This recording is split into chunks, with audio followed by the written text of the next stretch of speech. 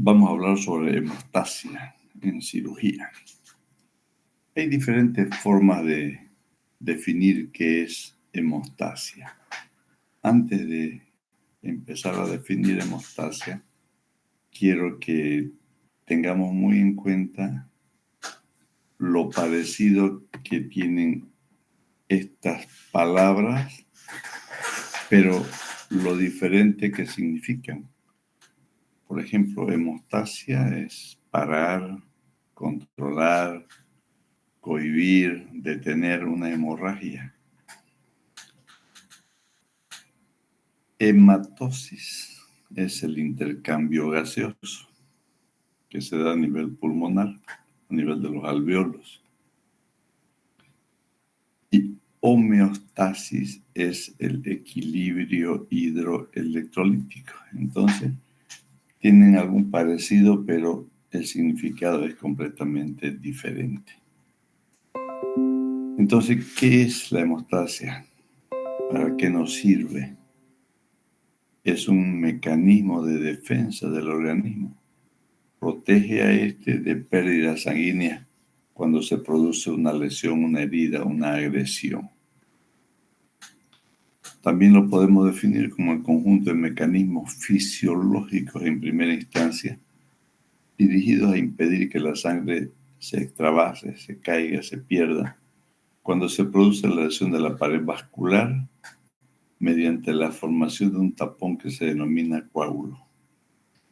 Fíjense, dice el conjunto de mecanismos fisiológicos en primera instancia. Eso también lo hemos visto en fisiología.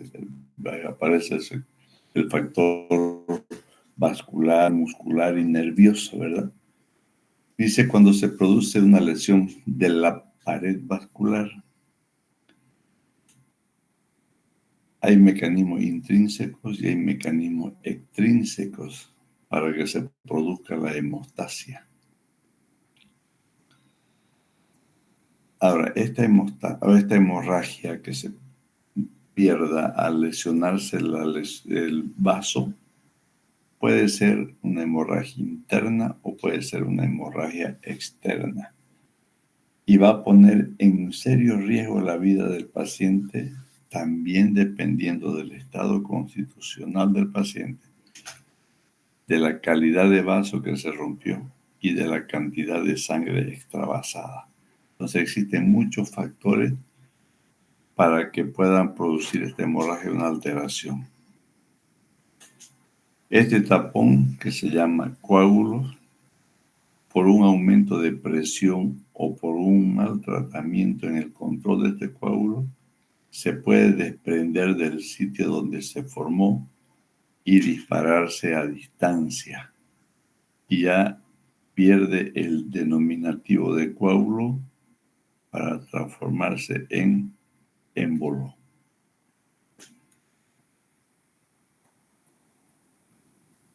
Existe la hemostasia espontánea o natural por estos tres fenómenos que les dije anteriormente: vascular, muscular y nervioso. Entonces, esta hemostasia espontánea es un conjunto de procesos biológicos integrados entre sí, la famosa cascada de la coagulación. Y la finalidad de esta hemostasia es conseguir que la sangre se mantenga dentro del sistema vascular, que no se extravase del vaso sanguíneo, como obturando las soluciones de continuidad que se producen en los vasos. Pero también existe, al comienzo yo le dije que tengan en cuenta, dice mecanismos fisiológicos, pero también existen mecanismos quirúrgicos o mecánicos para producir el cierre de ese vaso lesionado. Esta hemostasia quirúrgica agrupa todos los procedimientos técnicos que el cirujano emplea para controlar la hemorragia. Vamos a verlos más adelantito, cada uno de estos. Actúa en conjunto con la hemostasia espontánea, ayuda, complementa. Y esta hemostasia quirúrgica es realizada a través de ligaduras, de coagulaciones térmicas o de packing o empaquetamiento o presión sostenida. Y esta presión sostenida también va a depender de la calidad del vaso. Un vaso de grueso calibre hasta de mediano calibre es muy difícil parar la hemorragia con alguna compresión en la zona. En cambio, si son hemorragias capilares o de venas pequeñas o de arterias pequeñas, por los factores de la coagulación que conocemos, puede con presión parar las hemorragias.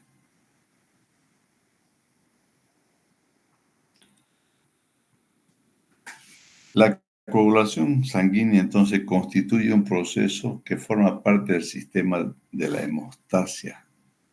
Y miren, donde participan principalmente los factores de la coagulación, las plaquetas, el endotelio y los leucocitos. En la coagulación sanguínea, la trombina es la enzima efectora del sistema de coagulación, que además tiene una variedad de importantes funciones biológicas. Aquí está lo que les decía al comienzo. Ante una lesión vascular se producen 3 fases: la fase vascular, la fase plaquetaria y la fase de la coagulación plasmática propiamente dicha. En esta fase vascular interviene la fase muscular de la pared del vaso, la fase nerviosa que también inerva el vaso, porque al producirse una lesión, una agresión, los músculos de la pared arterial se contraen, pero están complementados por el sistema nervioso. Entonces el organismo es tan sabio que ante una lesión trata de parar, de proteger, de cerrar esa lesión con estos 3 factores. La fase plaquetaria es importantísima, como lo vamos a ver más adelante. Es donde empieza a formarse el trombo, el coágulo, llamado también trombo blanco. Y la fase de la coagulación plasmática es la famosa cascada de la coagulación, desde el factor 1 hasta el 13. Aquí viene la fase plaquetaria. Se realiza la constitución del trombo plaquetario, cabeza blanca o trombo blanco. Es el trombo definido donde empieza la coagulación propiamente dicha. Al mismo tiempo que en la agregación plaquetaria tiene la concentración de una gran cantidad de factores necesarios para la tercera fase de la coagulación plasmática. Las actividades funcionales de las plaquetas han sido divididas en 2: funciones dinámicas y las funciones plasmáticas. ¿Cuáles son las funciones plaquetarias dinámicas? La adhesividad, la agregación, la metamorfosis viscosa, son los cambios de forma que van teniendo, la función trombodinámica y la función retráctil. O sea, ya cuando se formó el coágulo viene la lisis, la retracción del coágulo y aparecen ya la red de fibrina, ¿verdad? Y dentro de las funciones plasmáticas interviene en forma muy activa el factor plaquetario 3, la liberación del factor 2, que es el acelerador de la trombina, y la liberación del factor 4, que es la antiheparina. Fase de la coagulación plasmática. En la coagulación plasmática se distinguen 3 estadios: la formación de la tromboquinasa o tromboplastina, después la formación de la trombina y después al final la transformación del fibrinógeno en fibrina, que ya forma la red para la coagulación. Para que se produzca todo este proceso hasta llegar a los hilos de la fibrina, tiene que haber ciertos mecanismos el mecanismo intrínseco, el activador extrínseco y el activador intrínseco. El activador extrínseco se refiere al trauma, a la lesión vascular. Y esto va a dar lugar a la activación de la protrombina, que después al activarse se transforma en trombina y esta en fibrina para terminar en los hilos o en la red de fibrina. Este proceso también va acompañado al factor o activador intrínseco, que es el netamente plaquetario, la agregación plaquetaria. Los términos intrínseco y extrínseco se refiere a la formación del coágulo dentro o fuera del sistema vascular.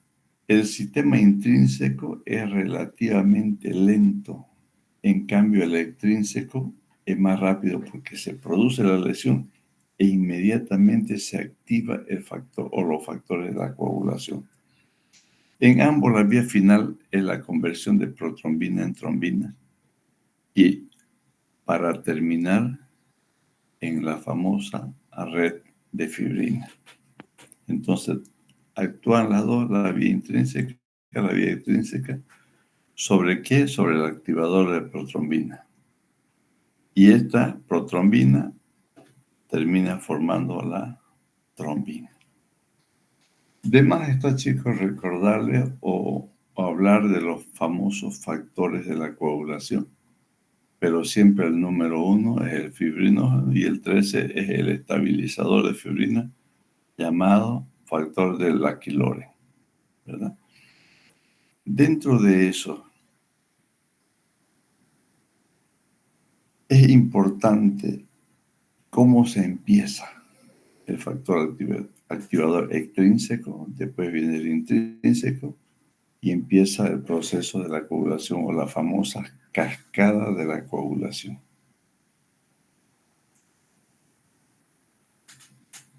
El factor 12, el factor Hageman, es el factor de contacto. Es el factor donde se ha formado ya el coágulo. Y después viene la lisis o famosa retracción del coágulo para dejar campo a la red de fibrina. Me imagino que ustedes en práctica en fisiología han hecho esto.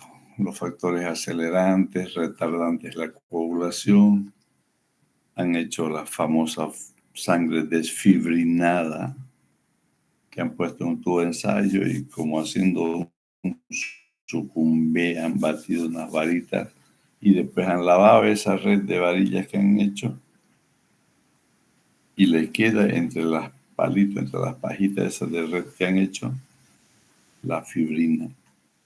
Ese es el proceso final de la coagulación. Los factores de coagulación son 12 y son proteínas y se dividen en 4 grupos funcionales importantísimos cada uno. Primero, tenemos que tener en cuenta las proteínas o vitaminas K dependientes. Pregunta. El factor 9, 10, 2 y el 7. Otro grupo. Los cofactores, que es el 5 y el 8. Otro. Activación del sistema de contacto. Y por último, el fibrinógeno y el factor 13, que es la famosa red de fibrina. Grupos funcionales de los factores de coagulación. Esto es importante, chicos, que tengamos en cuenta para el examen. Los grupos, hemos mencionado los factores vitamina K dependientes. ¿Y cuáles son esos factores? El 2, el 7, el 9, el 10. ¿Y dónde se producen? ¿Dónde está su síntesis? En el hígado, confirmado. Otro grupo, los cofactores, que es el factor 5, el factor 8. Se producen en el hígado, pero generalmente lo obtienen las plaquetas. Activadores del sistema de contacto, el 11, el 12, la precalicreína y el quiminógeno.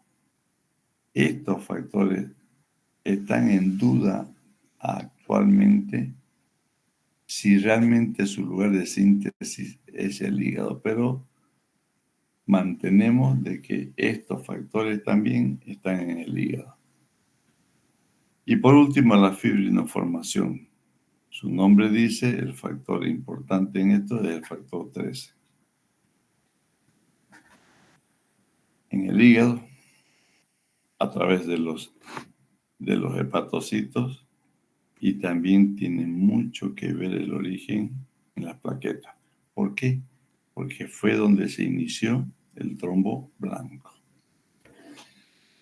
La pérdida de sangre podrá comprometer la vida del paciente, así como la presencia excesiva en el campo operatorio, porque nos permitirá realizar un procedimiento quirúrgico a ciegas. No nos va a permitir ver las estructuras que vamos a reparar o que vamos a extraer. Por eso que la hemostasia quirúrgica es importantísimo en un acto quirúrgico. Por eso que la mesa quirúrgica está organizada de esa forma. Diéresis, prevención, hemostasia. Entonces, es importante tener un buen control de la hemorragia para poder realizar un buen acto quirúrgico. Piensen, ningún cirujano debe suturar una herida o cerrar la cavidad sin estar seguro de que ha hecho una buena hemostasia. Este control de la hemostasia va a garantizar el éxito de la cirugía. ¿Por qué? Porque no va a haber un shock hipovolémico, no va a necesitar reintervenciones. La hemodinamia del paciente va a ser normal, va a ser satisfactoria.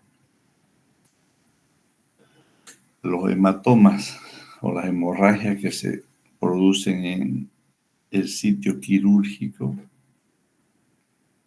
si usted lo cierra sin hacer una buena hemostasia, va a seguir los pasos que hemos hablado de los factores de coagulación. ¿Y qué va a pasar con estos coágulos, con estos hematomas que se forman? No va a permitir una buena cicatrización de la herida, va a dificultar la evolución del paciente, va a retardarla y va a poner en riesgo la vida del paciente, porque todo lo que sea sangre es un caldo de cultivo para la proliferación bacteriana. En principio será un hematoma, un coágulo, pero después eso se transforma en pus y vamos a tener después una peritonitis a consecuencia de una mala hemostasia, después una mala cicatrización también. ¿Qué es hemorragia? Es la extravasación de sangre consecuente con la lesión de los vasos sanguíneos. Su gravedad, como dijimos antes, depende de la cantidad de sangre perdida, así como del estado general del paciente. Para un adulto de un peso promedio de 70 kilos, por ejemplo, la pérdida de 500 ml de sangre es tolerada. Si tal vez se podría presentar una discreta disminución de la presión, sobre todo cuando existen esos cambios bruscos. Un donante dona 500 ml y no tiene ningún problema, pero se le pide que se incorpore de la camilla donde está echado con cuidado, porque los cambios bruscos de posición pueden producirle lipotimia, mareos a los pacientes. Pero sin embargo, ya cuando la pérdida es mayor a 1000, ya existe un montón de cambios fisiológicos en la persona. Disminución de la presión, y no nos olvidemos desde ahora para toda nuestra vida que la primera manifestación de una hipovolemia es la taquicardia.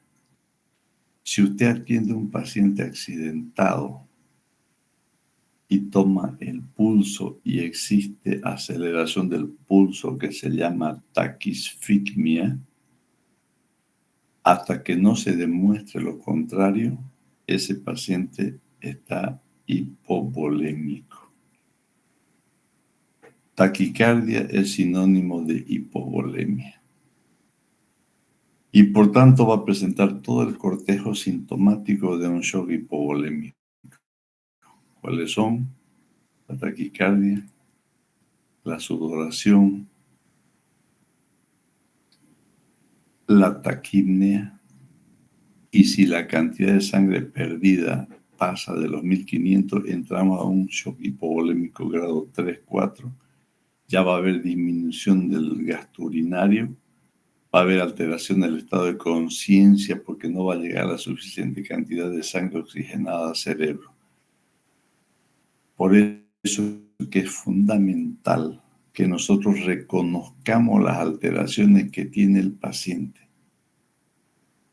Si nosotros no sabemos que la taquicardia es la campanada de alerta ante una pérdida de volumen, no vamos a poder hacer un buen tratamiento, un buen manejo del paciente. ¿Y cómo vamos a saber que estamos tratándolo bien, que el manejo que estamos haciendo es correcto? Cuando todos los signos o síntomas alterados que tenía en principio fueron mejorando. Si el paciente nos llegó taquicárdico y nosotros reponemos volumen líquido o sangre, esa taquicardia tiene que revertirse. Si llegó hipotenso, la presión tiene que mejorar. Si llegó anúrico o oligúrico, estamos mejorando. Entonces, la mejor forma de controlar o de saber que estamos haciendo un buen tratamiento es ver la reversión de las alteraciones de sus signos vitales con los que llegó el paciente. Durante el acto quirúrgico, la evaluación de la cantidad de sangre perdida puede realizarse sumando la cantidad de sangre aspirada en el frasco de aspiración. Es la mejor forma de medir la cantidad de sangre perdida, pero sangre perdida. No nos olvidemos que nosotros lavamos y todo lo que está en el frasco no es sangre, sino que es mezcla de sangre con el suero que hemos utilizado para lavar la cavidad. Por eso que es importante cuantificar. Si, por ejemplo, en el frasco de aspiración hay 3 litros, puede que no sean los 3 litros de sangre, que sean 2. ¿Por qué? Porque lavó con 1 litro de suero, digamos. Entonces, es importante cuantificar. Otra forma, también les dije, y los que han estado yendo al quirófano han visto que existen unos marcos donde se cuelgan las compresas y las gasas utilizadas. Entonces, para saber cuánto de sangre se perdió, usted puede pesar cuánto pesan las gasas y las compresas que salieron húmedas de la cavidad. Pero para eso tiene que previamente pesar las gasas y las compresas. Y la diferencia de su peso normal es la cantidad de sangre que se perdió. Entonces, a eso se llama destare. La hemorragia arterial y venosa es diferente. La hemorragia arterial es roja rutilante, por eso dicen la gente, era sangre viva, ¿no? Entonces, esa es sangre roja rutilante. Y además, que coincide con los latidos cardíacos, es en chorro, impulsado. En cambio, la hemorragia venosa no tiene la coincidencia con los latidos cardíacos y no es en chorro, sino que es como abrir un grifo, la sangre cae.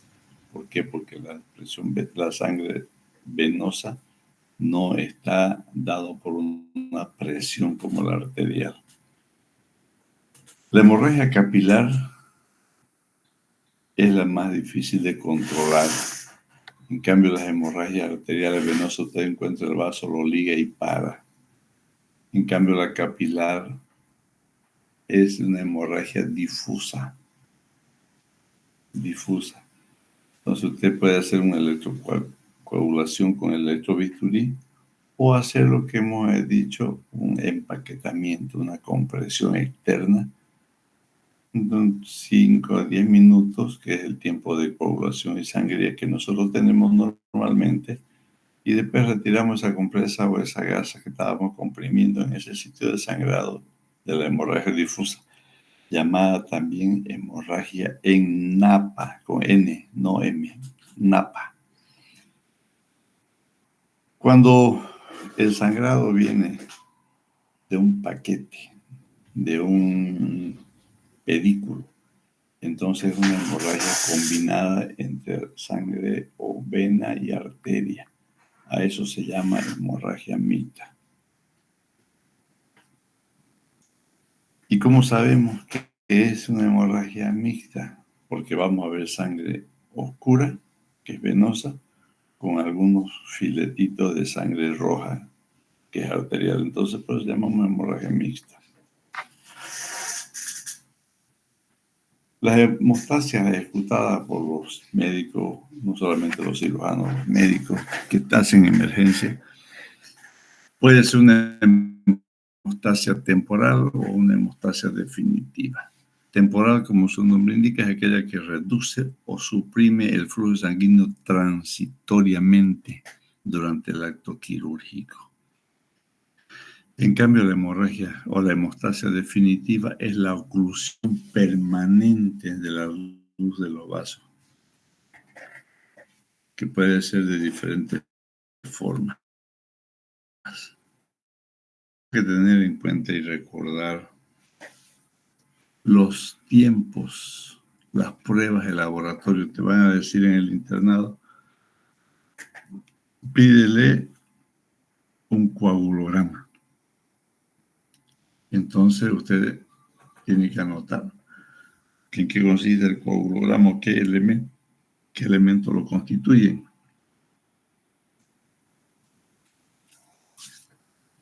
Tiempo de sangría, tiempo de coagulación, tiempo de protrombina, tiempo de tromboplastina activada. Entonces, eso nos va a demostrar cómo está su hígado, porque los factores de coagulación se forman en el hígado. El tiempo de sangrado, el tiempo de sangría valora la interacción entre las plaquetas y un vaso sanguíneo lesionado y, por tanto, la formación de un tapón de plaquetas, que es el trombo blanco. ¿Dónde se encuentra alterado? En los casos de trombocitopenia, en la famosa enfermedad de von Willebrand, o en los factores, o en los pacientes que tienen deficiencia del factor 5 o hipofibrinogenemia. El tiempo de protrombina normalmente son 12 segundos. Usted puede operar un paciente que su TP esté hasta en 14 segundos. Por encima de 14 segundos es muy difícil operar, salvo que sea emergencia y tenga que usted entrar ya con sus paquetes globulares y plasma donde están los factores. Valora la vía extrínseca. Se agrega la tromboplastina, la heparina en los pacientes con problemas cardíacos o en los pacientes que tengan problemas vasculares sistémicos, se utiliza heparina. Entonces, este tiempo de protrombina puede estar alterado en los pacientes, por ejemplo, que son operados de prótesis valvulares cardíacas, que usan siempre anticoagulante. Tiempo de tromboplastina, 45 segundos lo normal. Valora la rapidez de la vía intrínseca de trombina a una columna fija de plasma. Es muy sensible a los factores 8, 9, 11 y 12. Y el tiempo de trombina, normal 10 segundos, detecta anormalidades cualitativas del fibrinógeno y anticoagulante. Y generalmente se mide después de añadir una cantidad estándar de trombina en una columna de plasma. Métodos de hemostasia temporal y la hemostasia definitiva. ¿Cuáles son las hemostasias? ¿En qué consiste la hemostasia temporal? Vamos a ver enseguida el torniquete o garrote de finoquieto, que se llama el manguito neumático, que es el mango del esfigmomanómetro, que es el tensiómetro. Existen posiciones también que pueden disminuir los sangrados. Taponamientos compresivos, o sea, el packing, cuando uno deja compresa en el lugar del sangrado. Si recuerdan los que fueron al turno que operamos ese megacolon, dejamos unas compresas dentro para parar las hemorragias. La compresión digital, cuando uno hace una cirugía, puede digitalmente comprimir una arteria o una vena que está sangrando. A eso se llama maniobra de Pringle. Es la compresión digital o hemostasia digital. Ligaduras temporarias con ligas o con pinzas vasculares que no dañen el endotelio. Los crampeamientos vasculares con estas pinzas hemostáticas que tienen la cerrilla no transversal sino longitudinal. Estos son hemostasias temporarias. La hemostasia definitiva es la coagulación térmica, la fotocoagulación, el pinzamiento con hemostáticos, la electrocoagulación, las ligaduras. Las ligaduras por transficción significa atravesar, traspasar un vaso con una ligadura con aguja, las suturas hemostáticas, los clips metálicos y los coagulantes tópicos, que los vamos a nombrar cada uno. Aquí vamos a hablar de las hemostasias temporal, el torniquete o el garrote de finoquieto se llama. Es el método más simple. Consiste en una faja o tubo de goma elástico que se coloca en la raíz del miembro. Se ejerce compresión de los vasos contra la estructura ósea impidiendo el sangrado. Ahora, este método es peligroso en aquellos pacientes, por ejemplo, que tienen una herida vascular, una lesión vascular arterial o venosa, que se tiene que reparar quirúrgicamente. Como son lazos delgados, puede llamar garrote, porque fíjense en la imagen, es un palo que le van girando y va apretándose esta cinta. Les decía que es riesgoso porque este método va a lesionar la íntima del vaso. Y al lesionarse la íntima, que es la que le da vitalidad al vaso, ese vaso se va a necrosar. Entonces va a tener que resecar más. Por eso lo mejor es la compresión externa. Si hay una hemorragia, póngale una toalla, aunque sea, que la infección se la controla con antibiótico y comprima el sitio de sangrado y no el torniquete. Este es el otro método bueno de parar una hemorragia. El esfigmomanómetro, o sea, el tensiómetro. Es un torniquete menos traumatizante. Posibilita la compresión más uniforme, graduable según la edad del paciente y el grosor del miembro. Y esto va a disminuir el riesgo de la compresión nerviosa que después va a llevar a lo que se llama una necrosis isquémica de Volkmann, que ustedes lo van a ver el año de Dios mediante en traumatología. ¿Por qué es menos traumático?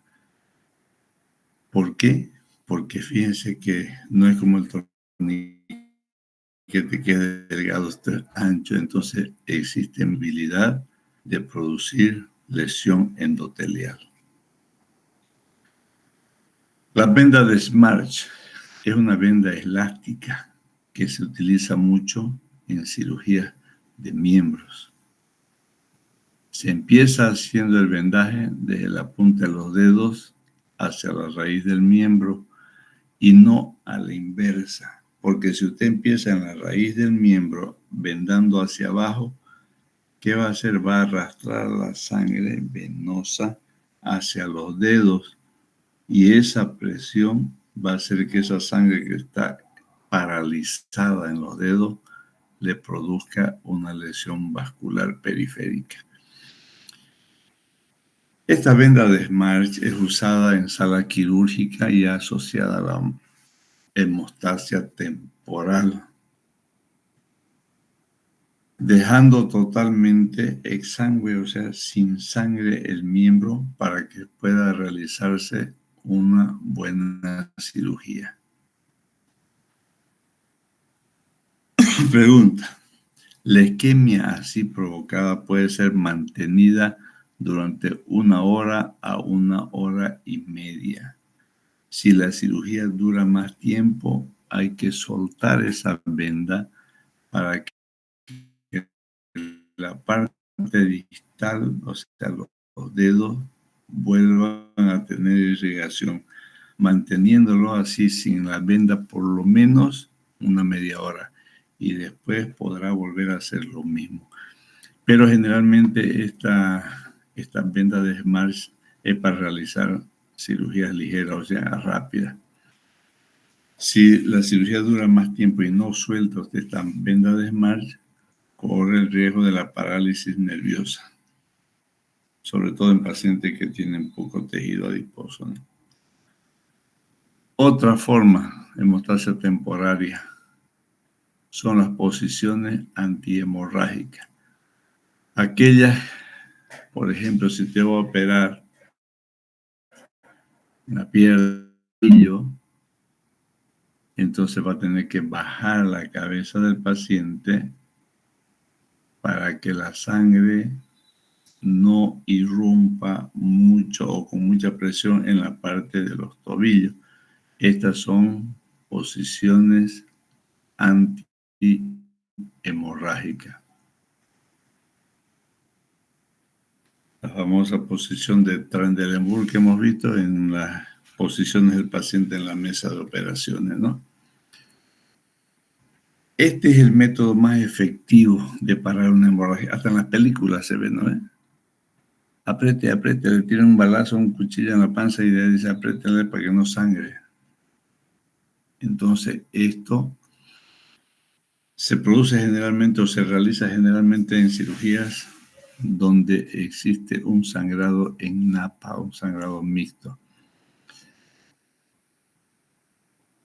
Porque no encontramos el sitio o el vaso sangrando para ligarlo. Entonces podemos hacer una electrocoagulación, una electrofulguración, pero a pesar de eso hay un sangrado en napa. Entonces usted mete 2 compresas y lo tapona.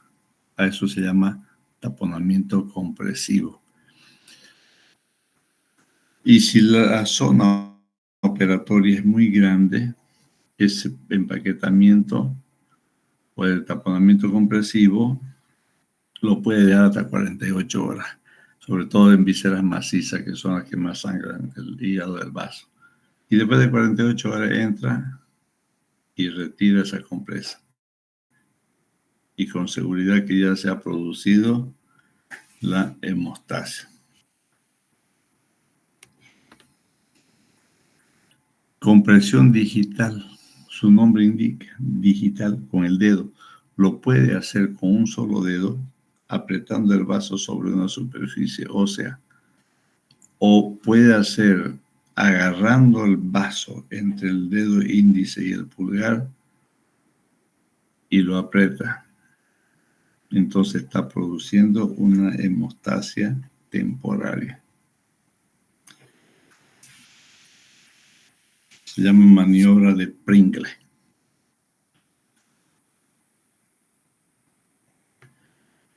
Ligaduras temporales de vasos gruesos. Durante ciertas intervenciones es necesario obstruir temporalmente un vaso de gran calibre. Esto se debe hacer de manera que las paredes vasculares, principalmente del endotelio, no sean lesionadas. Y esta hemostasia transitoria es utilizada durante la construcción de anastomosis vascular para que usted pueda reparar la lesión vascular. Entonces le pone una pinza vascular. Sabinsky se llama la pinza, o un bulldog, también son unas pinzas vasculares que tienen la cerrilla en forma longitudinal y no van a lesionar mucho el endotelio del vaso. En casos, por ejemplo, de una cirugía de aneurisma de aorta, ¿qué es un aneurisma? Es una dilatación saccular de la arteria, que se dilata como un globo. Entonces usted pone un clamp vascular hacia arriba y hacia abajo y puede reparar ese aneurisma. En los casos de cirugías cardíacas, los que ya han ido a quirófano, les he mostrado las bombas de perfusión. En los casos de cirugía, entonces no va a pasar la sangre por la parte donde están reparando, sino que para que los otros órganos nobles, como es el riñón, el cerebro, no sufran la ausencia de la circulación sanguínea, entonces lo conectan a una bomba, es como si tuviera un corazón fuera. Clampeamiento vascular, esa pinza que ustedes ven en imagen es una pinza vascular con cerrilla longitudinal. Entonces la lesión está más abajo, ponen ese clamp o esa pinza vascular y hacen la reparación de la arteria y después sueltan sin riesgo de haberse producido una lesión endotelial. Estas pinzas vasculares usted los gradúa dependiendo del grosor del vaso. Lo aprieta más o lo aprieta menos. No es necesario hacer una compresión brusca. Con que pase unas ligeras gotitas de sangre no hay problema, no va a obstaculizar su reparación. Lo importante es no realizar demasiada presión sobre el vaso para no producir un daño del endotelio. Los métodos de hemostasia definitiva es aplicada en vasos que están sangrando por accidente o por necesidad. Usted los liga a los vasos que no son tan importantes o está en una zona donde hay muchas colaterales, que ligando un vaso no le va a producir isquemia en la zona, en el órgano, en el paciente. Uno de esos métodos definitivos es la coagulación térmica, que se está utilizando mucho ahora en cirugía laparoscópica, todo es térmico. Se realiza con el termocauterio. Este posee una punta metálica que es calentada por la corriente eléctrica. La hemostasia resulta del contacto del vaso con el metal o con el termocauterio. La fotocoagulación generalmente se refiere, cuando hablamos de fotocoagulación, a los rayos láser. Se emplea en varias formas, son en forma de lápices, como los que utilizan los soldadores. Usted le va graduando el diámetro de la luz que necesite. Es el resultado de la luz en contacto con el tejido y genera calor que deseca la célula, coagula las proteínas y de esa forma se produce la hemostasia. Los gases de argón los utilizan mucho porque tiene una banda de color azul verdosa. Se mide en nanómetros la carga de energía. Esta energía es mejor absorbida por las células rojas ricas en hemoglobina y se va a transformar en calor y de esa forma va a producir la hemostasia. Utilizado ahora en muchos tipos de cirugía.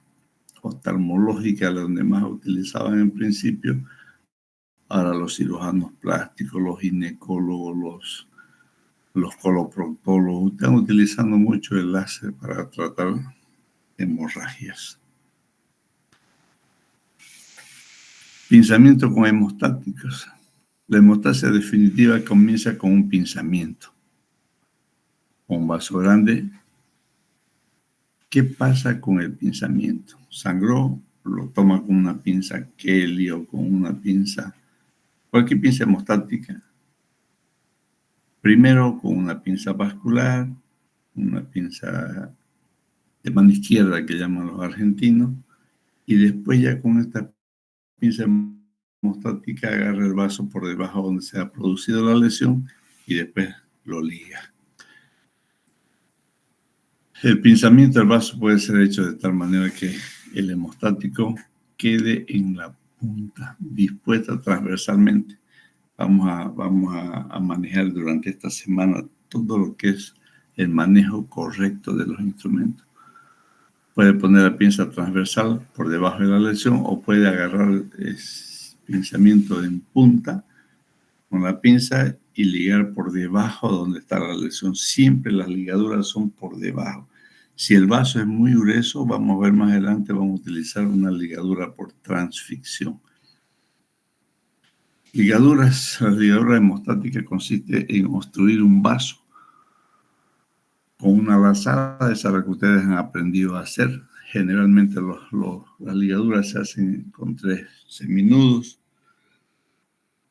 Si, por ejemplo, fuera una arteria de grueso calibre, podemos hacer doble ligadura o hacemos una ligadura normal, pero hacemos otra por transficción, porque los latidos de las arterias, cada que llega la presión a esa zona, puede ir aflojando la ligadura. En cambio, si usted hace una ligadura por transficción, difícilmente la ligadura se va a recorrer. Pueden hacerse ligaduras individuales vaso por vaso o pueden hacer ligaduras en masa. Y estas ligaduras en masa sí hay que hacerlas doble nudo, doble hilo, porque como son en masa, es grueso el pedículo y pueden aflojarse y sangrar. La luz es lo que utilizamos corrientemente en la cirugía. La hemostasia por electrocoagulación se basa en la propiedad que tiene determinadas formas de corriente eléctrica. Al ponerse en contacto con los tejidos van a generar calor.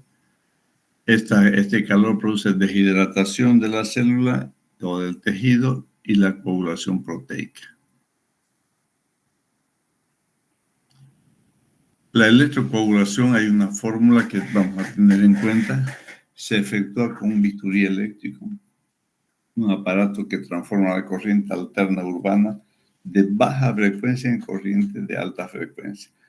Piense, pareciera que no es así, pero la corriente de baja frecuencia es fatal para el ser humano.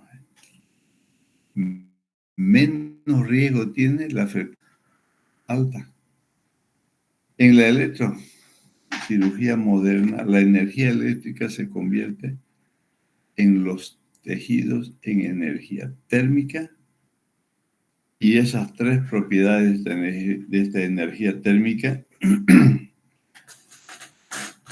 afectan el aumento de la temperatura. Miren esto, para que aumente la temperatura tenemos que tener en cuenta lo siguiente: la intensidad, el voltaje y la resistencia.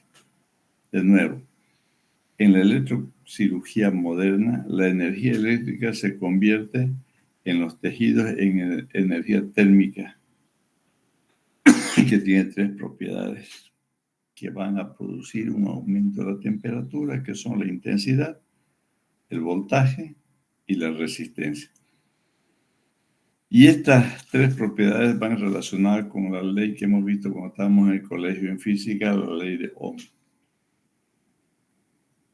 La intensidad de una corriente en amperios en cualquier circuito eléctrico es igual a la diferencia del potencial en voltios a través del circuito dividido por la resistencia en ohmios. Con que no se olviden de que las propiedades para aumentar la temperatura son el voltaje, la intensidad y la resistencia. Está muy bien. Coagulantes de aplicación local. Primero, el adhesivo de fibrina. Se usa liofilizado de fibrinógeno con soluciones de trasilol. Se prepara la segunda solución de trombina, topostatine en solución de ringelactato y 1 ml de cloruro de calcio. Esta mezcla produce como una cera que va a ocluir el vaso. Este tipo de adhesivo de fibrina lo venden ahora preparado en la farmacia con nombres diferentes que lo vamos a ver más adelante. Otro, el sellante de fibrina, que es el Tisucol, son agentes quirúrgicos, hemostáticos y adhesivos derivados principalmente de productos del plasma.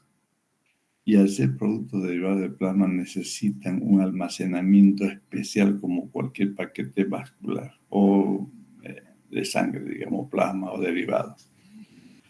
Estos sellantes de fibrina son utilizados en cirugía cardiovascular, torácica, abdominal o neurocirugía. Sellante de fibrina. Liostip es el filtro del coágulo absorbible. La estructura es microfibrilar que aporta una gran superficie de contacto y es un soporte ideal para la adhesión plaquetaria, indicado en sangrado capilar, hemorragia parenquimatosa de vísceras macizas como es el hígado, vaso, en el riñón. Está contraindicado en zonas infectadas donde existen prótesis segmentadas, situaciones de estructuras vasculares. Fíjense, la estructura microfibrilar aporta gran superficie de contacto. Si ustedes recuerdan en sus prácticas de fisiología, existen elementos retardantes y acelerantes de la coagulación. ¿Cuáles son los acelerantes? Las superficies rugosas. Y este Liostip tiene una red que es rugosa. Y ahí van los vasos, la sangre, los glóbulos rojos, se desintegran y forman una red de fibrina. Entonces, por destrucción del glóbulo, viene o actúa el Liostip. La cera ósea, eso lo utilizan mucho los traumatólogos y los neurocirujanos, porque como en el hueso no hay vasos que se puedan ligar, entonces utilizamos o se utiliza la cera ósea. Fíjense que de común es la mezcla de cera de abeja con vaselina, es igual que lo que utilizan los que hacen implantas, no le ponen una cera. Puede ser moldeada y aplicada manualmente. Donde hay un sangrado del hueso, usted le pone esa cera, como si estuviera forrándolo. Se utiliza mucho, como les dije, en neurocirugía, traumatología, cirugía torácica, los odontólogos en la cirugía maxilofacial. Está contraindicada en zonas infectadas. En osteomielitis no se puede poner porque no va a tener un buen efecto. Celulosa oxidada viene con el nombre comercial de Oxicel. Es una gasa de tejido absorbible empleada para taponamiento definitivo en forma de gasas dobladas de tiras de esponja. Esto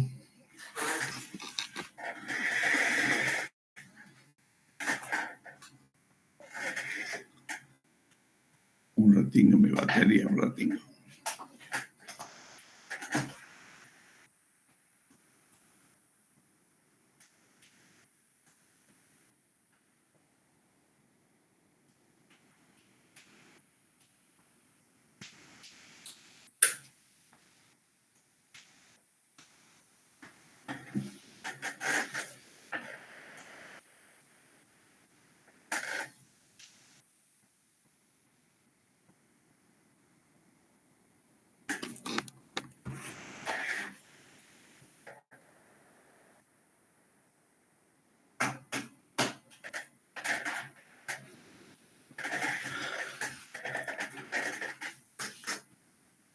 Estos hemostáticos no son dañinos para el organismo, uno los deja ahí. Son hemostáticos en forma de tela. Viene con diferentes nombres comerciales. Esponpostan, Gelfuan, diferentes nombres, el famoso Oxicel. Otro hemostático que es común, que todo el mundo lo ha utilizado y sabe cómo hacerlo, es el agua oxigenada por la liberación del peróxido de hidrógeno que produce. Lo puede colocar directamente sobre la herida o en bebidas en gasa. Es hemostático, excelente. El agua oxigenada desintegra rápidamente los glóbulos rojos y planos de la red de fibrina. Esta oxigenada preferentemente, lo puede utilizar en cualquiera, pero preferentemente con mucho cuidado en heridas infectadas, porque el peróxido se penetra en el tejido celular subcutáneo. No es que produzca daño, sino que produce inseguridad o intranquilidad en el cirujano, porque al meterse el agua oxigenada en el tejido celular subcutáneo, y cuando usted palpe la herida, va a sentir crepitación. Y donde existe crepitación en una herida, con seguridad que son gérmenes bravísimos, ¿no ves? Los anaerobios. Pero es nada más que el agua oxigenada que se penetró en el tejido celular subcutáneo. Por eso que en heridas infectadas generalmente, particularmente no lo utilizo. Prefiero utilizar la povidona. Otra, la trombina tópica. Es un producto comercial químico, los venden ya preparados en las farmacias, que contiene trombina empleada para favorecer la coagulación de las hemorragias capilares. Lo utilizan mucho en microcirugía, neurocirugía o en cirugía oftalmológica. Bien.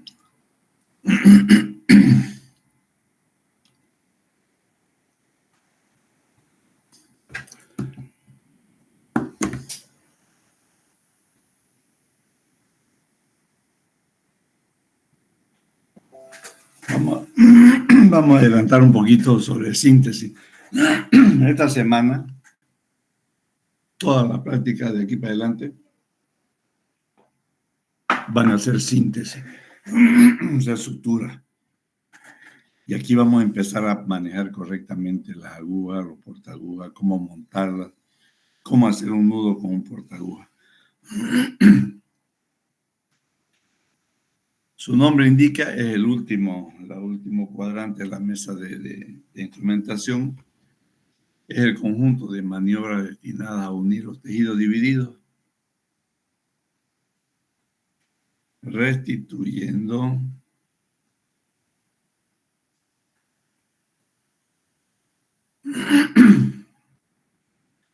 su continuidad, pero en forma anatómica. Y eso es lo que le vamos a exigir, que los bordes de las heridas estén perfectamente relacionadas entre uno y otro labio de la herida.